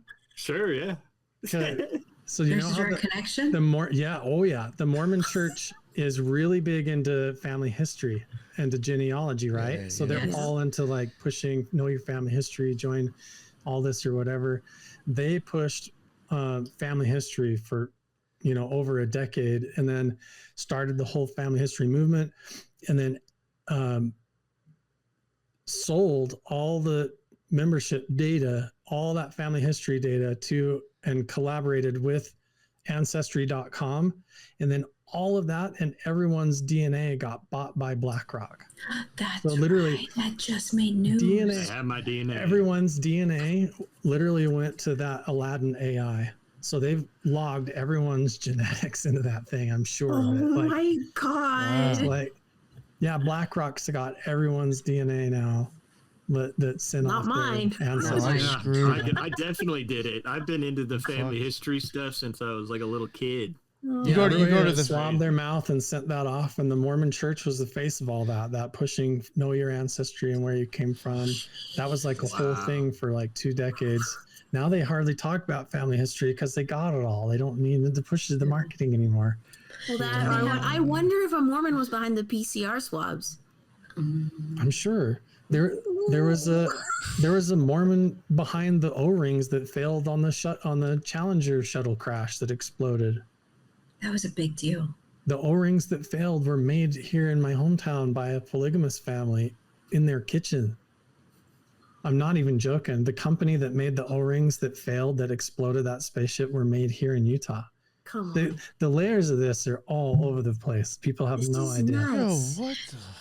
Isn't there like a genealogy vault in Missouri that's like even better than the one in Utah in Independence, I think? There could be. That it's like, it's harder to access, and apparently it's much more detailed, meticulous than the one that was in Utah. I believe it. I mean, the church has a huge, vast one, and then they partnered up and like directly with Ancestry, and then they've been buying land up all in Missouri. And Missouri is where the founder Joseph Smith said was Adam on Diamond, which was where Adam dwelt with God. So Mormons believe that where the Garden of Eden was actually there, not in Africa. It was in Missouri. So that's where the Temple of New Jerusalem is going to be built. Wow. And so there will be Jerusalem in Israel where it sits now, and that will be the rule over the old world. And then after the world is burned, Mormons are going to rule over the new world in the New Jerusalem from Missouri. Missouri real estate's really cheap right now, by the way. I know, that's wondering. There's one. Sounds Sounds like a safe spot, but it's not owned by the main church. Most of it, But they just started buying a ton of land there in old historical spots, like they're gearing up for something. Yeah. Interesting. Wow. Keep an eye out for that. We'll definitely have to get you back on for your stories, man. I would like to do that for sure. Yeah. Wow, this was a really interesting episode. Thank you very much, Carl. There's a lot of stuff. Was Well, like my I said, pleasure. always amazing chats. Always a great show having you on. I really always thoroughly enjoy it. Before I let you plug yourself, I'm just going to go around and let the other people here plug themselves. Lisa, we'll start with you. Would let everybody know where they can get in contact with you if you'd like. Sure. On Twitter, Solis Lisa, or Instagram, Lisa Solis, and also check us out on occultresearchinstitute.org. We have some stuff written in there that you can check out. Yeah, we got plenty of stuff, actually, a lot. Thank you for plugging that. I appreciate that. Teresa, let everybody know where they can find your amazing show. Yeah, so the Spiritual Gangsters podcast, or I'm also on Midnight Mysteries Radio, and all that'll be in the bio, I guess, or link tree, whatever you call it. Yes, it'll be on the bottom. Thanks. Thresh, you just want to say hi. What's up? I wanted to actually thank Carl. To be honest with you, this gave me a little bit of serendipity. I don't really want to talk about it. I want to keep it kind of personal, but this was an amazing episode. Thank you. Thanks. That's it. Did I touch on something you were wondering some answers about? Yes, sir. Yep. That's it. Yeah, Awesome. that's I'm really glad what that this is worked all out. about. That Like, worked out. whatever that is. Like last time I went to Magic Mesa, that exact same thing happened. I was up there all by myself, ran into a total stranger. He had no idea where he was. He was up there jogging and venting his energy, trying to get over like the death of his child that had happened a week before. And out of all the people, I run into him on that day, and we're able to talk for like an hour and share experiences about how I found this place when I lost my dad. and we connect and share experiences. And to me, like what you just said, Thrash, that's kind of what all this is about. If anybody, watches these videos and they pick up on something or it makes them rethink things, that's where the magic is. It's really cool. Oh yeah. I agree. Carl, before we wrap it up, let everybody know where they can find your amazing work, please. Yeah, anywhere you look up Carl Crusher online, you'll find me on YouTube, Patreon, Instagram, TikTok, Carl Crusher everywhere. The only place I'm not Carl Crusher is on Twitter or X. I'm Carl Vibe on there. I just haven't changed it yet. Oh, I need okay. to. I have to look up on that. Would Yeah, you still Carl have Crusher Rumble? everywhere. You still got Rumble or no? Yeah. Okay. I actually just got contacted by one of the founders of Rumble, wants to help promote me and make my stuff go better. So that's pretty cool. Oh, awesome. I've just been posting stuff on there from like 3 years ago when I was in Nevada. So I'll get that. I'm going to start posting more regularly on there. Yep. Good stuff. Good for you. All right. So, yeah, everybody's notes will be down at the bottom. I'll have Carl's links. I'm pretty sure. Do you have a link tree or something? I know I have your links, but yeah, I got a link tree. It's probably that's probably should what I have all that in there. Yeah, so I'll have all that in there. And again, thank you everybody for coming on. That's what's up. I had a good time. I know it's late. I know it's the weekend, so I appreciate everybody making it here. And that is it. And until the next one, everybody be well. Later.